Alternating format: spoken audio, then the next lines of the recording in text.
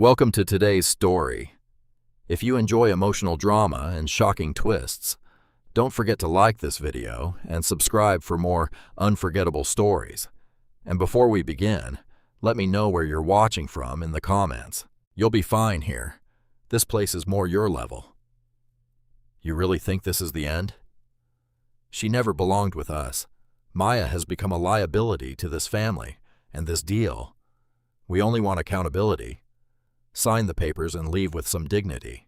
You planned all of this before I walked in. Andre Price didn't throw Maya Reed's suitcase onto the curb. He set it beneath the blue sign of Harbor House Women's Shelter. Neat and deliberate, as if cruelty looked cleaner when it was organized. His wife stood in the rain with her cards canceled, her home locks changed, and divorce papers folded in her purse. Andre thought he had dumped a powerless woman. He never saw the brass key hidden in her palm. The rain had soaked through the shoulders of her coat. Her hair clung to her cheek.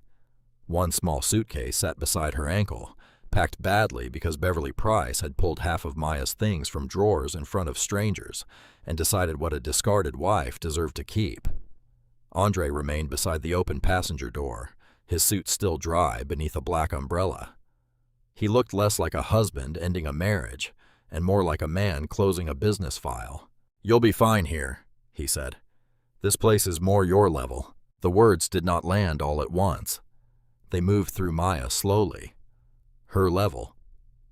Not the waterfront ballroom he had rented for his family's redevelopment launch. Not the investor tables where crystal glasses had caught the light. Not the house she had cleaned, organized, and quietly helped him protect from bad decisions. This place. A shelter, a blue sign, a locked night door, rain running into her shoes. Behind the windshield, Beverly Price sat in the front seat, straight-backed and satisfied. Andre's mother had always looked at Maya as if simplicity were a stain. Beverly believed people announced their worth through designer bags, family names, and rooms full of wealthy friends. Maya had never announced anything. That was why Beverly treated her like empty space. In the back seat, Simone Mercer crossed one leg over the other and watched through the glass. She did not smile wide. She did not need to. Her victory was in how relaxed she looked. Earlier that evening, Simone had stood beside Andre at the launch party, as if she belonged there. She had worn a pale silk dress, a consultant's badge, and the confidence of a woman who knew she had already been chosen. When Andre took the microphone, Maya had expected a business toast. She had expected him to thank the investors, thank his mother, maybe even mention the years Maya had spent helping him review old zoning records late at night. Instead, he had lifted a folder. He had accused her of leaking financial files. The room had gone quiet in that hungry way crowds did when private pain became public entertainment. Simone had stepped forward with screenshots, cropped account pages, and pieces of household spending twisted into something ugly. Beverly had placed the divorce papers on the signing table like they were part of the program. Maya remembered the sound of cameras, the whispering, the way Andre avoided her eyes while calling her unstable, careless, and dishonest. Then Simone had asked for Maya's purse. Not asked, suggested softly, professionally, like it was reasonable to search a wife in front of 200 guests. Maya had not screamed. She had not grabbed the microphone. She had stood still while security moved closer, and while Simone's fingers touched the lining of her purse.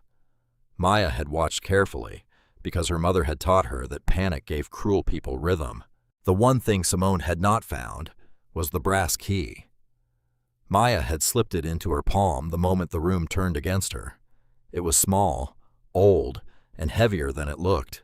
A crest was pressed into its head, worn smooth by time, but still visible if the light hit it right. Her mother had given it to her years ago, with a warning Maya had tried not to remember. "Never trade this. Never explain it to someone who has not earned your truth.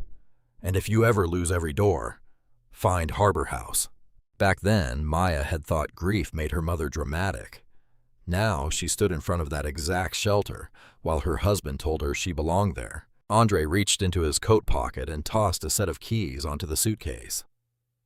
"These are just your old office keys," he said. "The house locks were changed this afternoon." Maya looked at him then. Really looked. This was the man who had once said her quiet made him feel safe.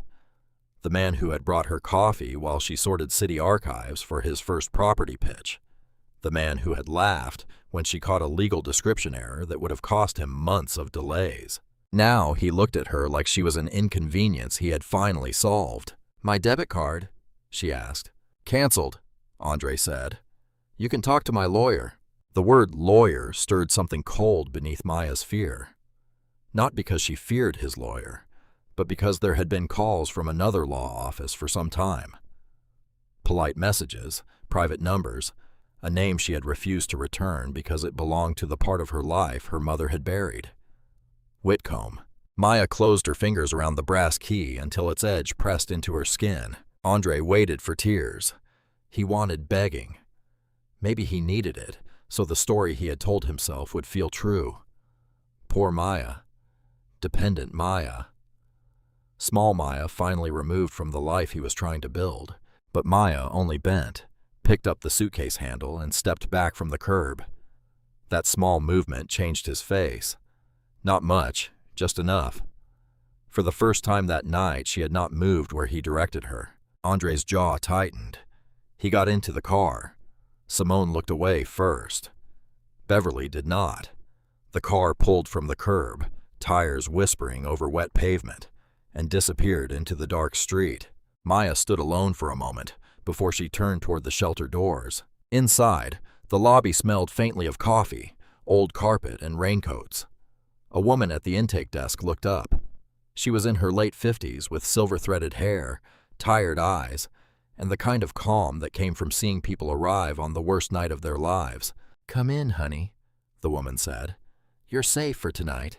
Maya tried to answer, but her voice caught. She placed her suitcase down. The brass key slipped from her wet hand and landed on the counter with a soft, sharp click. The woman reached for it. Then she stopped, her eyes fixed on the crest. The warmth left her face, replaced by something deeper. Recognition. Fear. A promise remembered. She looked at Maya slowly and lowered her voice. "What was your mother's name?" Maya's breath caught. The woman picked up the key, turned it once beneath the desk lamp, and without another word reached under the counter and locked the office door. Maya did not answer the woman right away. Her mother's name sat behind her teeth like something fragile, something wrapped in old warnings. The shelter office felt too small, now too bright under the desk lamp. Rain tapped against the window. Andre's taillights were already gone, but the damage he left behind still filled the room. The woman at the desk held the brass key carefully, not like lost property, but like evidence. "What was your mother's name?" she asked again, softer this time. Maya swallowed. "Elise Reed." The woman's eyes changed. Not surprise, confirmation. For a few seconds, neither of them spoke. Maya heard the faint hum of the vending machine outside, the distant ring of a phone down the hall, the quiet movement of women settling into rooms where nobody asked them to explain their shame before letting them sit down. Then the woman turned the key once more beneath the lamp. The crest caught the light. A bird, a tower, and a thin line of Latin Maya had never been able to read. "My name is Ruth Caldwell," the woman said, "and I think your mother trusted this place more than she trusted most people." Maya's breath tightened. She wanted to pull the key back. She wanted to say this was a mistake, that her mother had been afraid of things that no longer mattered. But the rain on her coat, the canceled cards, the divorce papers in her purse, and the suitcase by her feet, all said otherwise. Ruth did not push. That helped. She simply placed the key on the desk between them and waited like a person who understood that being cornered was different from being ready. Maya lowered herself into the chair. Her hands were cold, but she kept them still. For years, stillness had been how she survived inside her marriage. Andre Price had once called it grace. Back when he liked the quiet in her, back when he told friends Maya was different from the women in his world, because she didn't chase attention. He had married her in Portland with a small ceremony. No society pages, no famous last names, no guest list full of investors. He thought he had chosen a simple woman, and Maya had let him think that. She had been working then as a restoration archivist, handling old land records, legal maps, courthouse files, and forgotten building documents that most people found boring. Andre had found it charming at first. He liked saying his wife could read a century-old deed faster than he could read a lunch menu. He liked it until her knowledge became useful. Then he stopped calling it charming and started calling it little paper habits. His family had never understood why he married her. Beverly Price had come from old Portland money that had thinned over time, but never lost its arrogance.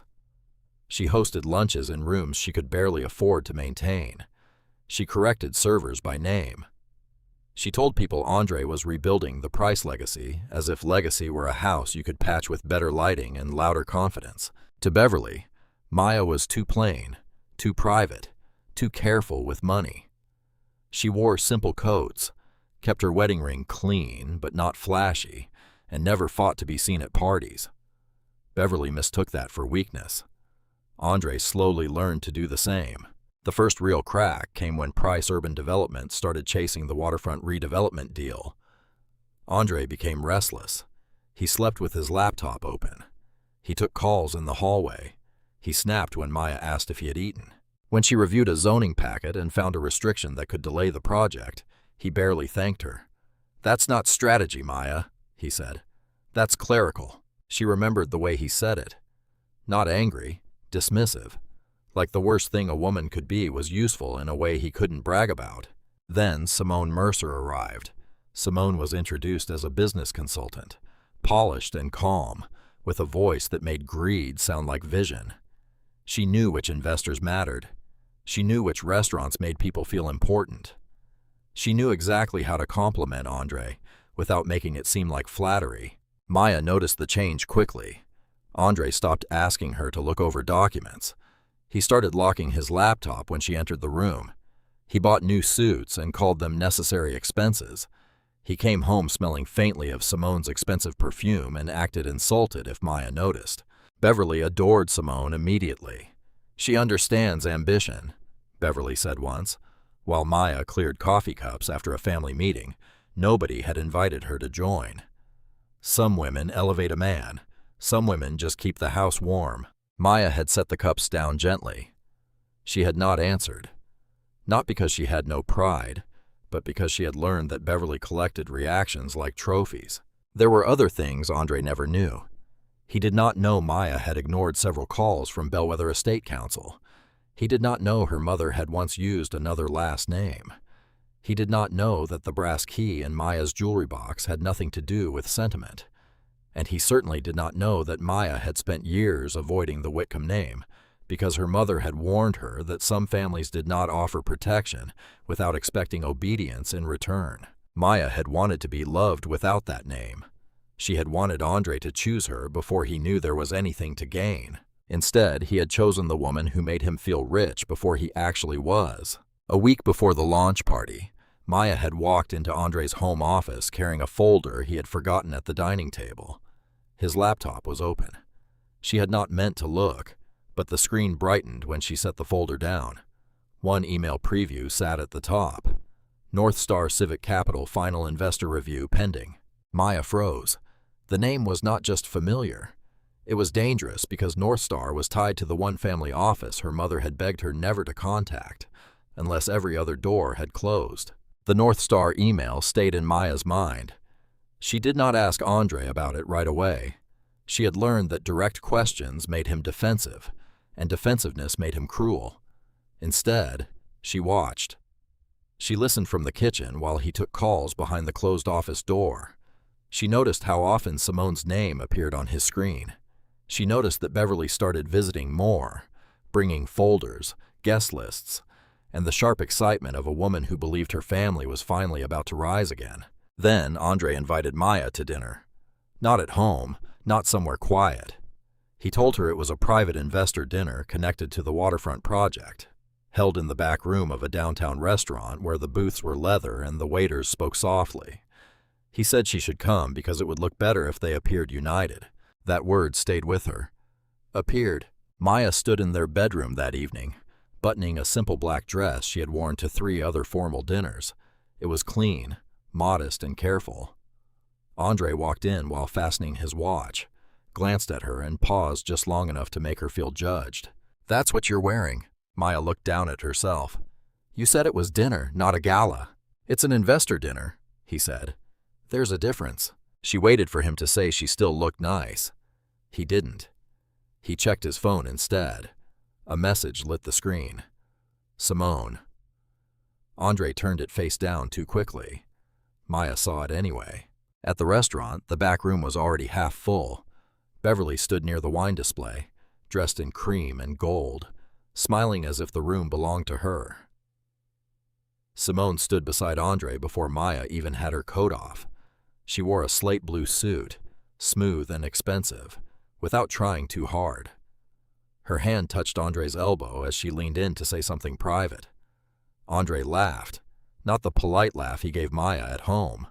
A real one, easy, admiring. Maya felt the sound settle low in her chest. Simone looked up and smiled when she saw her. "Maya, you made it." As if Maya were a late guest, not the wife. The table had place cards. Maya noticed that right away because old paper arrangements were her language. Names mattered. Placement mattered. Power often sat where people pretended manners did. Andre Price sat near the center. Simone Mercer sat beside him. Maya's card was at the far end near Beverly's assistant, and an empty chair meant for someone who had canceled. Maya stood still. Andre saw the pause and sighed. "Don't start." "I didn't say anything." "Your face did." Beverly swept in before Maya could answer. Her smile was bright enough for everyone else, cold enough for Maya alone. "Take the end seat, dear," she said. "Real partners need to discuss real money tonight." Simone lowered her eyes to her folder, but Maya saw the corner of her mouth move. For one sharp second, Maya wanted to walk out. Not because she was weak, because her body understood the insult before her pride could organize it. But across the table sat 3 investors Andre had been chasing for months. One of them, a silver-haired man with rimless glasses, looked at Maya with sudden interest when Beverly said her name. "Maya Reed?" he asked. His tone was different. "Careful?" Maya met his eyes. "Yes." He studied her for a beat too long. "Any relation to Elise Reed?" The room shifted, but only slightly. Andre missed it because he was already reaching for the wine list. Simone did not miss it. Her head lifted. Maya kept her face calm. "She was my mother." The man's expression changed. Not enough for gossip. Enough for memory. "I see," he said quietly. "Then I'm sorry for your loss." Andre gave a short laugh. "Maya's mother has been gone for years. We should probably stay focused on the project." The man looked at Andre then, and something in his politeness cooled. Dinner began. Simone took control before the salads arrived. She opened her folder, passed out printed summaries, and spoke in that polished, consultant voice that made every sentence sound like it belonged in a boardroom. "The project has strong potential," she said, "but North Star will expect discipline. Clean books, clean optics, no emotional liabilities." Her eyes flicked to Maya. Just once. "Enough." Andre nodded, as if she had said something wise. Beverly looked pleased. Maya sat at the end of the table and let her hands rest in her lap, still and cold. Simone continued. She described household expenses as domestic inefficiencies. She referred to Maya's archive work as non-revenue personal activity. She suggested Andre needed to separate private distractions from public growth. Maya listened. Not because the words didn't hurt. They did. But underneath the insult, something else was wrong. Simone turned a page. Maya saw the photocopy, a corner of an old waterfront deed, a margin note in Maya's handwriting, a zoning reference she had found in a county archive and left inside her locked desk at home. Her breaths slowed. Simone had copied her private notes, not all of them, just enough to look informed, just enough to strengthen Andre's pitch without understanding the danger hidden in the missing pages. Maya looked down the table at her husband. Andre was smiling at Simone like she had built the project herself. He had no idea what she was holding. By the end of dinner, Maya said very little. She thanked the waiter. She folded her napkin. She kept her voice steady when Beverly told her she had done well enough by staying quiet. Andre barely spoke to her in the car. He was too excited about Simone's performance, too certain that the future had finally chosen him. When they reached home, Maya went straight to her small office. The lock on her desk drawer hung open. Inside, folders had been shifted, copied, and shoved back in the wrong order. Only one thing remained untouched. The small brass key lay beneath the false bottom of the drawer, exactly where Maya had hidden it, while the empty space around it told her Simone had searched for something she did not yet know how to find. Maya did not sleep that night.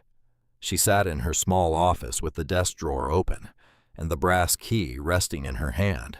The missing papers were not random.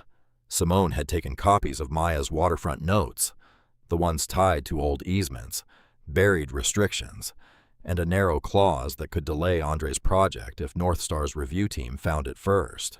Maya should have confronted him. She almost did, but Andre came home late from a call with Simone, walked past the office door, and did not even notice the drawer hanging open. He was too busy smiling at his phone. That was when Maya understood something painful. Andre was not confused. He was choosing. Every cold word, every locked screen, every dinner where Simone sat closer than a consultant should sit. He had been choosing for months, so Maya chose too. She photographed the drawer. She photographed the shifted folders. She placed the brass key in her coat pocket instead of hiding it again.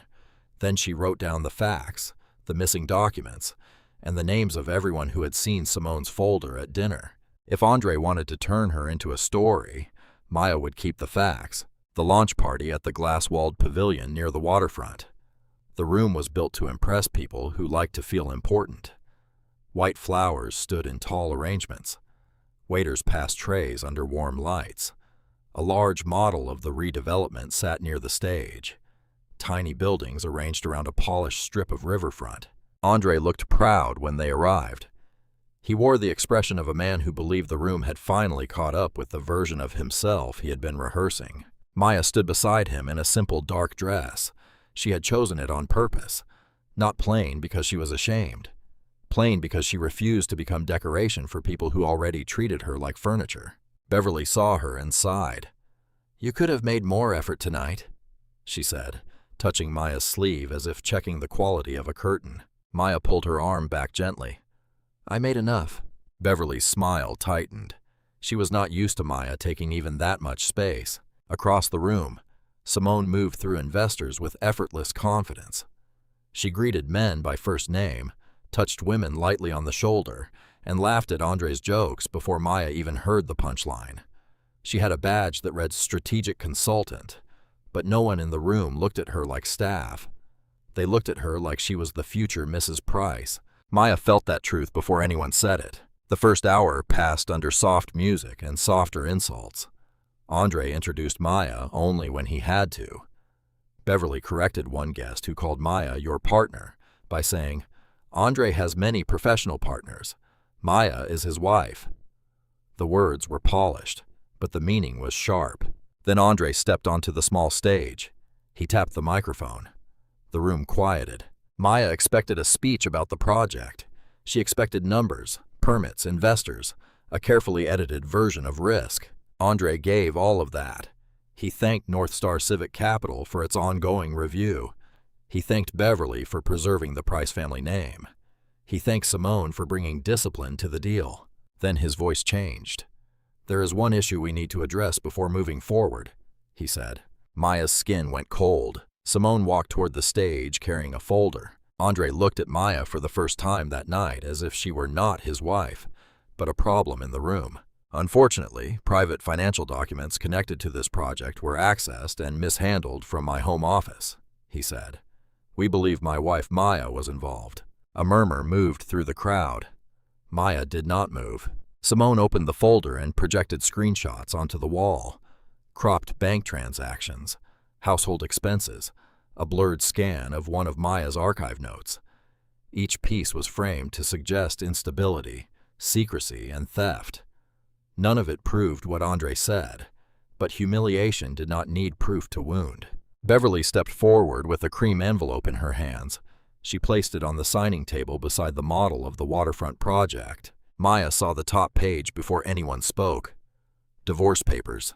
The room fell into the kind of silence that waited for a woman to break. Andre did not lower his voice. I tried to handle this privately, but Maya's actions have placed my family and this project at risk.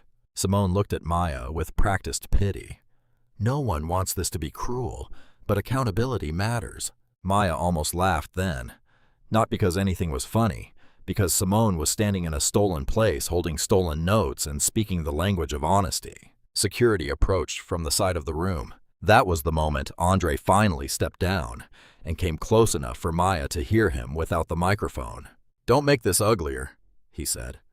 "Sign and leave quietly." Maya looked at the papers, then at Simone, then at Beverly, whose face carried no shame at all. "No," Maya said. It was one word. Calm. Clear. Andre's expression hardened. Simone's hand moved quickly. "Then we need your purse checked before you leave." Maya held the purse strap tighter. The room watched. She could feel phones rising, whispers, gathering eyes deciding who she was before she had spoken more than a word. A security guard looked uncomfortable, but Andre nodded. Maya let the purse go only after slipping one hand into her coat pocket. The brass key touched her palm. Simone searched the purse in front of everyone. She found nothing that mattered. Still, she handed it back as if she had proven something. Outside, Maya tried to call a ride. Her debit card declined. Her backup card declined. When she opened her banking app, the joint account showed restricted access. By the time Andre pulled his car to the curb, Maya already knew he had planned every step. He did not drive her home. He drove through the rain to Harbor House Women's Shelter, placed her suitcase under the blue sign, and told her she could finally live among people on her level. When the car disappeared, Maya walked inside with wet shoes, divorce papers, and the key her mother had told her never to lose.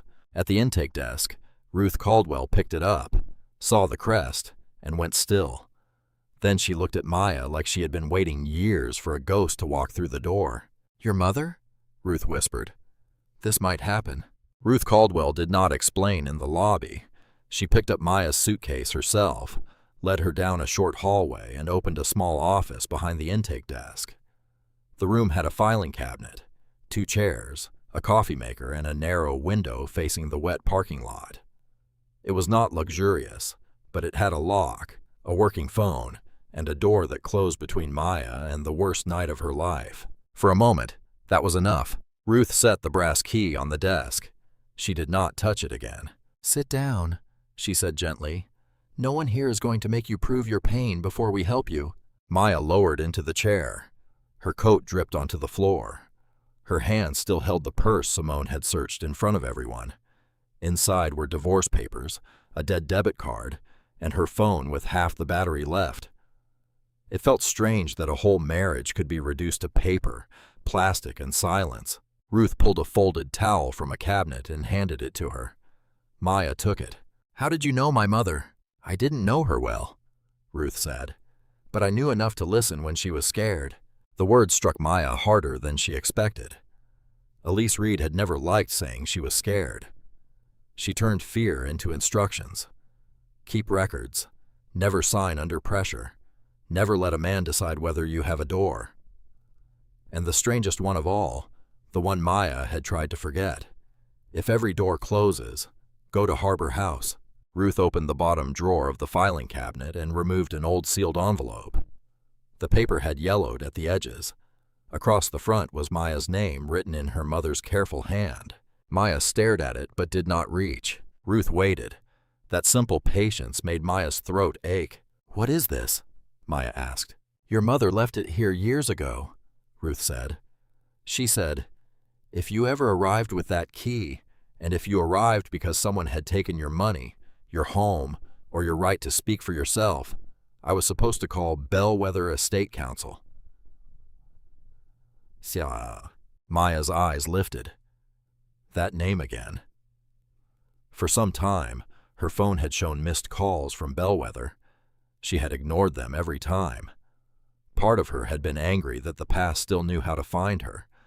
Another part had been afraid that answering would pull her into the Whitcomb world, Her mother had spent her life escaping. "I don't want their money," Maya said. Ruth's expression softened. "Maybe tonight isn't about money." Maya looked away. Outside the window, rain moved across the glass in uneven lines. She thought of Andre in the car with Beverly and Simone. By now, they were probably back at the pavilion cleaning up the story. Poor Maya had been unstable. Poor Maya had caused a scene. Poor Maya had been helped into a shelter because Andre was too decent to leave her on the street. He would make cruelty sound responsible. Maya opened the envelope. Inside was a short letter. Not emotional, not dramatic. Her mother had written like a woman who knew someone might read it under pressure. "Maya, if you are holding this because someone used money or shelter to control you, stop protecting the people who are hurting you. Call the lawyer. Answer the questions. Do not let shame make you loyal to a lie." Maya pressed her fingers to the page. Ruth gave her a minute. Then she picked up the office phone and dialed a number from a card taped inside the filing drawer. "This is Ruth Caldwell at Harbor House," she said. Her voice changed. It became formal. "Careful. I have a woman here with the Whitcomb crest key. Her name is Maya Reed." "Yes, Elisa's daughter." Maya's stomach tightened. Ruth listened. "No," she said. "She's safe for tonight. But there was public humiliation, financial cutoff, and a shelter drop-off. She has divorce papers with her." Another pause. Then Ruth looked at Maya. "They're sending Naomi Bell." Maya almost stood. "No, I don't know if I can do this." "You don't have to decide your whole life tonight," Ruth said. "But you can decide not to be alone in the room with his version of the truth." That landed. Maya unlocked her phone. Her banking app still showed restricted access. Andre had cut her off before leaving her at the shelter. He had not done it in anger. He had done it as part of a plan. She opened her camera roll and checked the photos she had taken of the broken desk drawer. Still there. The shifted folders, the missing notes. Then she photographed the divorce papers, the declined card notice, and the wet suitcase sitting beside Ruth's desk. It was small, but it was hers. Soon after, a woman in a charcoal coat stepped into the office. Naomi Bell looked like someone who had left an important dinner without asking permission. Her hair was pinned back. Her face was calm.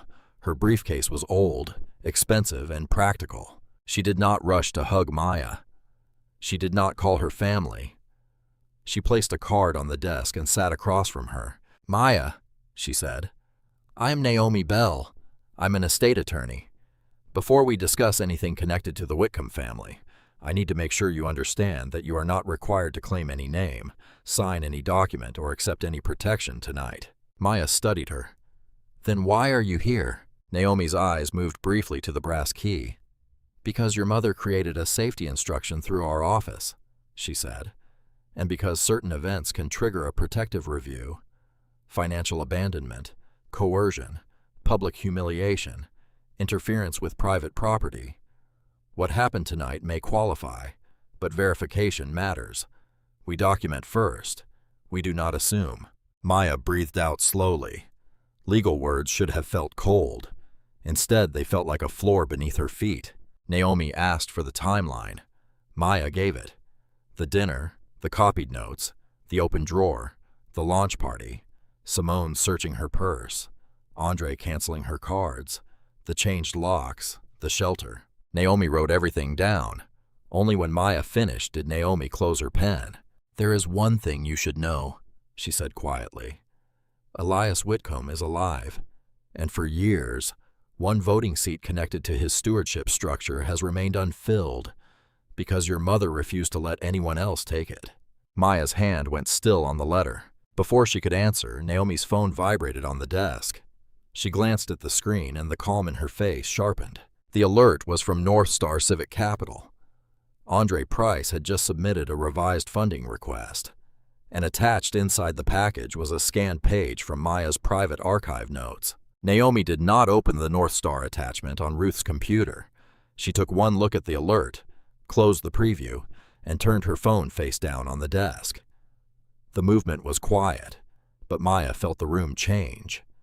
Ruth noticed it too. She folded her hands and stepped back from the desk, giving Naomi space without needing to be asked. "Maya," Naomi said, "did Andre have permission to use those archive notes in a funding submission?" "No." "Did Simone Mercer have access to them through your work?" "No," Maya said. Her voice was steadier now. "They were in my home office in a locked drawer." Naomi nodded once.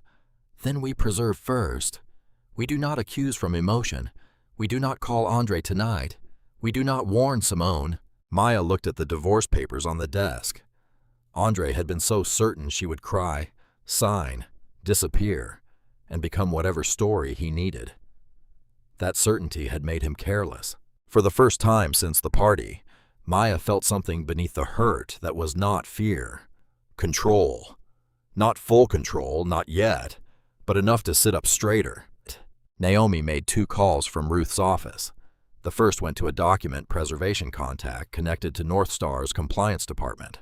She used careful language, no dramatic claims, no family secrets, just potential unauthorized use of proprietary personal research, possible financial coercion, and pending marital litigation. The second call was shorter. "I need Marcus," she said. "Tonight, if he's awake, morning if he isn't.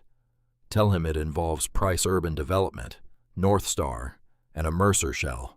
Maya heard the name and looked up. Naomi ended the call. "Marcus Lang is a private investigator. He used to work in financial compliance. He does not chase gossip. He follows paper." Maya almost smiled at that. Paper had always told the truth better than people. Marcus arrived with coffee for everyone, and no attempt at comfort he had not earned.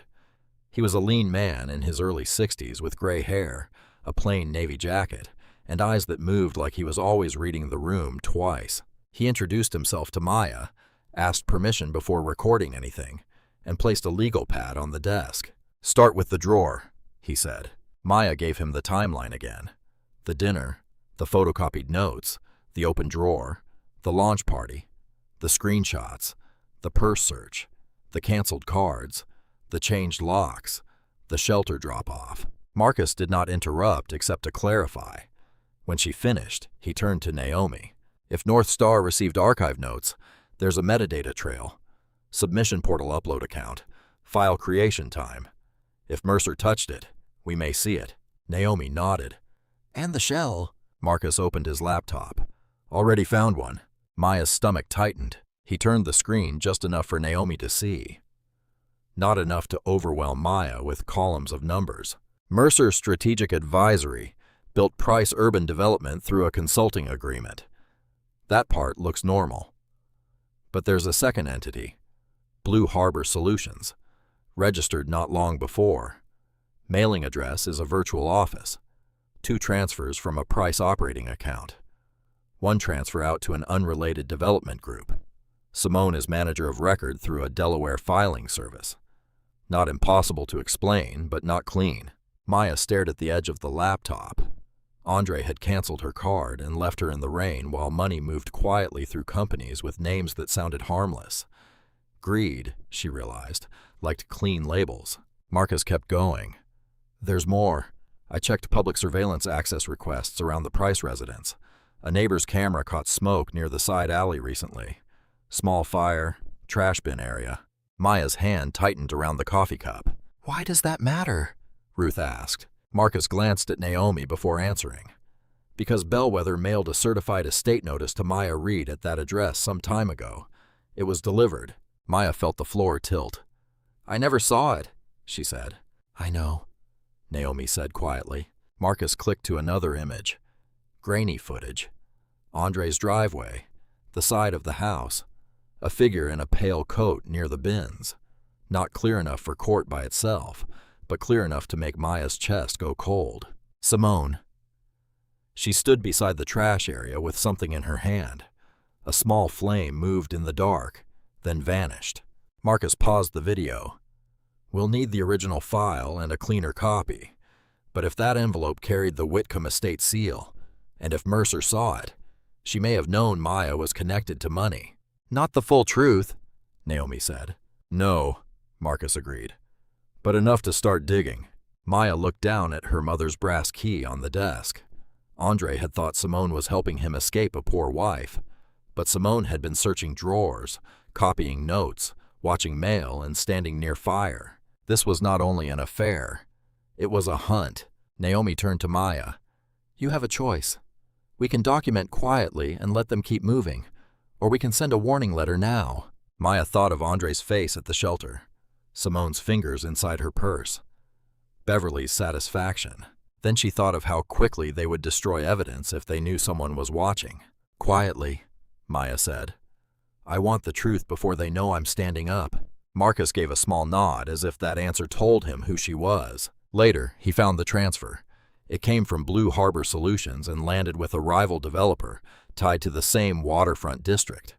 The payment was not large enough to look like a purchase. It was the kind of amount people used when they wanted a favor, not a headline. The memo line contained only 3 words. Whitcomb leverage confirmed. Maya read the memo line 3 times before the word settled. The room stayed quiet around her. Ruth stood near the file cabinet. Naomi sat with her pen frozen above the legal pad. Marcus watched Maya, not the screen, as if the most important evidence in the room was not the transfer, but the moment Maya understood what Simone had really been doing. Simone had not guessed everything. She could not have. But she had seen enough. The estate envelope, the crest, the old connection to a name that made certain doors open quietly. Then she had taken Maya's notes, fed Andre's ambition, and moved money through a shell company toward a rival developer. Andre thought he had left a broke wife at a shelter. He had actually handed his whole future to a woman who had been trained by grief to keep records. Naomi closed the laptop part way. We need to separate 2 things, she said. Your divorce and the trust review. They connect emotionally, but legally they need clean lanes. Maya nodded. The old Maya would have apologized for not understanding fast enough. The woman sitting in Ruth's office did not. What do you need from me? She asked. Naomi's expression softened for a second. Permission to protect you without turning your life into a spectacle. That was the first offer all night that did not feel like a trap. Maya gave it. Bellwether Estate Council began formal verification. It was not dramatic. No mansion door opened. No stranger handed Maya a fortune. There were forms, identity documents, adult birth records, notarized copies, old legal correspondence from her mother, and a sealed family file that Naomi requested through proper channels. Marcus arranged digital preservation requests. Ruth signed a shelter intake statement confirming the arrival details and the fact that Maya reported her cards canceled and her home inaccessible. Maya signed only after Naomi explained each page that mattered to her. Andre had tried to make her signature a surrender. Naomi made sure it became consent. That day, Maya sat in the small shelter office while Naomi placed a thin folder in front of her. It was marked confidential, but the paper looked ordinary. That made it more frightening. Your mother was born Elise Whitcomb, Naomi said. She later used Reed. She had reasons, some personal, some legal. Maya kept her eyes on the folder. Elias Whitcomb is your maternal grandfather, Naomi continued. There was a family rupture decades ago. Your mother refused direct control, but she did not refuse your protection. She negotiated safety provisions before she disappeared from the family structure. Maya's throat tightened. She never told me he was alive. She may have been trying to keep you free of him, Naomi said. That is different from keeping you unprotected. The distinction cut deep. Naomi turned one page, then stopped before revealing too much. You are not being asked to accept money tonight, but you need to understand why Andre's funding request matters. The Whitcomb Stewardship Trust holds controlling influence over several investment arms. One of them is North Star Civic Capital. Maya looked up. Naomi met her eyes. North Star is the lender reviewing Andre's waterfront project. The room seemed to narrow. Andre had stood under chandeliers and called her a liability in front of the very capital structure tied to her hidden inheritance. He had canceled her cards while chasing money that could not move cleanly, without a trust review connected to her name. He had smiled at Simone while Simone carried stolen notes into a deal built on land. Maya understood better than all of them. And Beverly? Maya asked quietly. Marcus answered this time. Her boutique hotel appears to be pledged as partial collateral through a related holding company. Not unusual by itself, but if false statements were used to support the package, the lender will care. Maya closed her eyes for a moment, not out of pity, out of exhaustion. Beverly had looked at Maya as if she were too small to matter, while quietly tying her own property to a deal that passed through Maya's unseen world. Naomi slid another document forward. I recommend 3 steps: a legal hold to preserve communications, a divorce response addressing financial control and property access, and an internal review at North Star before Andre's final investor presentation. No public announcement, Maya said. Not unless you choose it. No warning to Andre. Not yet. Maya looked at the brass key beside her mother's letter. All her life, she had feared that using the Whitcomb name would mean becoming someone else's possession. But this did not feel like being owned. It felt like finally refusing to be erased. Do it, she said. Naomi did not smile. She simply began. Soon, Andre's attorney had received notice that Maya was represented. His direct messages stopped. A preservation letter went to Price Urban Development, carefully worded and firm. North Star's compliance office froze the disputed attachment pending review. No one accused Andre of crimes. No one shouted. The paper moved quietly, and because it moved correctly, it moved with weight. Maya slept a few hours that night. Naomi arrived with her phone in hand. Marcus stood behind her, already wearing his coat. North Star moved up the investor review, Naomi said. Andre is presenting soon. Maya felt the old fear rise, but it no longer filled the room. Naomi held her gaze. The board chair knows a verified trust beneficiary may attend. He asked how you want to be listed. Maya did not answer at once. Then Naomi read the message aloud. Do you want to attend as Mrs. Price or as Miss Whitcomb? Maya did not answer Naomi right away. The name Mrs. Price still felt familiar even after everything Andre had done. It was the name on her bank statements, her mail, her invitation to the launch party where he had made strangers watch her humiliation like entertainment. It was the name he wanted to drag into court as proof that she belonged under his version of the story. Miss Whitcomb felt different, too large, too old, too connected to a family her mother had feared. But Maya looked down at the brass key in her palm and thought of the shelter door closing behind her. She thought of Andre telling her she belonged with people on her level. She thought of Simone's fingers inside her purse. Then she looked at Naomi. List me as Maya Reed, verified trust beneficiary. Nothing more. Naomi studied her for a second, then nodded. That is enough.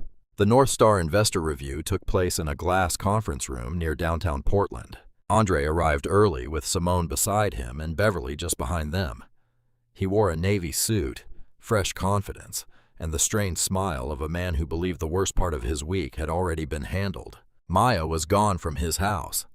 His attorney had been contacted, yes, but Andre told himself that was ordinary divorce noise. Poor wives found lawyers when they wanted leverage. That did not frighten him. What mattered was North Star. If the funding cleared, Price Urban Development would finally step out of the shadow of old debts and unpaid favors. Beverly's boutique hotel would be protected. Andre's name would enter rooms that had always treated him like a hopeful outsider. Simone leaned toward him as they waited near the conference table. Stay focused, she said. The compliance hold is procedural. Let me handle the language if they ask about the attachment. Andre nodded. Her calm made him feel powerful. He did not see that Simone kept checking the door. The board chair entered.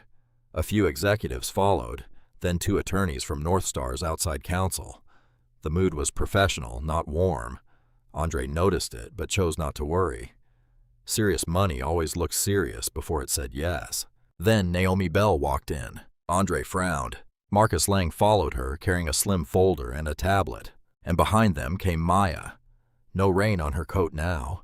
No wet suitcase. No purse being searched by a mistress in front of strangers. She wore the same quiet face Andre had always mistaken for weakness, but something in the room recognized her before he did. The board chair stood. Miss Reed, he said with careful respect. Andre's mouth tightened. What is she doing here? Naomi did not look at him. Ms. Reed is present in connection with the compliance review. Simone shifted beside him. Beverly turned pale with irritation before she turned pale with fear. The board chair opened a folder. Before we continue with the Price Urban Development presentation, North Star is addressing several material concerns related to the funding package. Andre forced a laugh. If this is about my domestic situation, I assure you it is not. Domestic, Naomi said. The room went still. A screen lit up at the end of the table. The first slide showed the launch party details, then the divorce papers, then screenshots of Andre's messages, then the restricted card notices, then Ruth Caldwell's shelter intake statement written in plain language, with the details of Maya's arrival. Andre's face tightened. That is private. No, Naomi said calmly. That is documented financial abandonment connected to pending litigation and a funding review that used disputed materials. The next slide showed the archive notes Simone had submitted inside Andre's package. Maya heard Simone inhale. Marcus spoke for the first time. Metadata indicates the file was scanned after access to Miss Reed's locked home office. The original notes were not business records of Price Urban Development. They were personal research files. That's ridiculous, Andre said. Maya helped with things around the house. She can't claim every piece of paper is some protected asset. Maya looked at him then. He stopped for half a second, not because she spoke, but because she did not flinch. Marcus moved to the next slide. Blue Harbor Solutions transfers. Dates. A line connecting Simone Mercer to the entity through a filing service. Then the outgoing payment to a rival developer tied to the waterfront district. The memo appeared on the screen.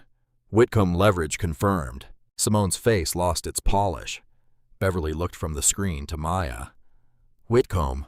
The board chair turned a page slowly. North Star Civic Capital is controlled through an investment structure under the Whitcomb Stewardship Trust. Ms. Reed has been verified through counsel as the beneficiary connected to a voting seat reserved under that structure. Andre stared at Maya for the first time since she had known him. He had no prepared expression. Naomi continued, measured and precise. To be clear, Ms. Reed is not here to make a personal scene. She has authorized preservation review and protection of trust interests. Given the evidence of unauthorized document use, possible misrepresentation, and collateral concerns, North Star cannot proceed with the Price funding package today. Beverly gripped the chair back. Our hotel is collateral. Yes, the board chair said. That is also under review. Andre looked at Maya as if seeing a locked door where he had expected an open hand. Maya, tell them this is a misunderstanding. She finally spoke. You left me at a shelter and called it my level, she said. Today I am only asking them to read the facts. No one answered. Simone stepped back from the table. I need to call my attorney. That would be wise, Marcus said. The meeting ended without approval, without applause, without the future Andre had rehearsed. He remained standing as North Star's counsel collected the files. Beverly sat down slowly, one hand at her throat. Simone walked toward the elevator, her phone already in her hand. The doors opened before she could press the button. A court officer stood outside with a sealed subpoena. Simone Mercer? He asked. Andre turned just in time to see Simone's confidence break. The subpoena did not end Simone's life in one dramatic afternoon. It did something worse for a woman who had built herself on polish. It made people look closer. In the time that followed, her consulting accounts were frozen pending review. The shell payments were traced through Blue Harbor Solutions, then toward the rival developer that had been circling the waterfront project for months. Simone's name disappeared from investor calls. Her phone still rang, but now it was attorneys, not admirers. The confidence she had carried into Andre's life became part of the paper trail she could not charm away. Andre tried to call Maya after the North Star meeting. She did not answer. He emailed first with anger, then with confusion, then with the soft tone he used when he wanted to sound like the reasonable one. Naomi read the messages, saved them, and told Maya she did not owe him a private conversation outside counsel. At the settlement conference, Andre looked smaller than he had at the launch party. Not poorer, not ruined, just exposed. Price Urban Development had lost the North Star funding package. Other lenders pulled back once the compliance review became known. His business reputation did not collapse overnight, but it cracked in the rooms he had spent years trying to enter. Beverly sat beside him with her pearls on and her hands clenched in her lap. Her boutique hotel had not been taken from her, but it had entered restructuring after North Star reviewed the collateral documents and the false statement she had signed against Maya. For the first time, Beverly spoke to Maya without looking down at her. "I didn't know," Beverly said. Maya looked at her for a long moment. "You didn't need to know who my grandfather was to know I was a person." Beverly had no answer for that. Andre's apology came after the financial review confirmed what Maya already knew. The canceled cards, the changed locks, the shelter intake, the copied notes, the false audit language. Each piece connected to the next until his version of the story had nowhere left to stand. "I was angry," Andre said outside the conference room. "I thought you were holding me back." Maya held the brass key in her coat pocket. "No, you thought I had nothing you could lose." His face tightened because that was the truth he could not dress up. He asked if they could talk someday without lawyers. Maya said no. Not cruelly, not loudly, just clearly. The marriage ended through documents, negotiation, and a court-supervised financial review. No single paper fixed the damage, but each verified fact returned a piece of Maya's voice. In time, Elias Whitcomb offered her a public role inside the family empire. He did it through Naomi first, not as a command, but as an invitation. Maya accepted only part of it. She would not become a symbol for a family story she had not chosen. She would hold the trust authority that belonged to her, learn the structure properly, and use her vote on her own terms. Her first discretionary action was quiet. She approved funding for Harbor House to expand legal counseling for adults facing financial abuse. Ruth cried when she received the notice, though she tried to hide it behind paperwork. Maya later framed the brass key and placed it in her new office, not because it proved she belonged to a wealthy family, because it reminded her of the night she stopped begging the wrong people to see her worth. Andre had left Maya at a shelter because he thought she had nowhere to go. He never understood that some doors only open for people who have finally stopped begging to be let back into the wrong house. If you were Maya, would you have taken Andre's apology or walked away for good? Share your thoughts in the comments, and remember how dangerous it is to underestimate someone just because they stay quiet.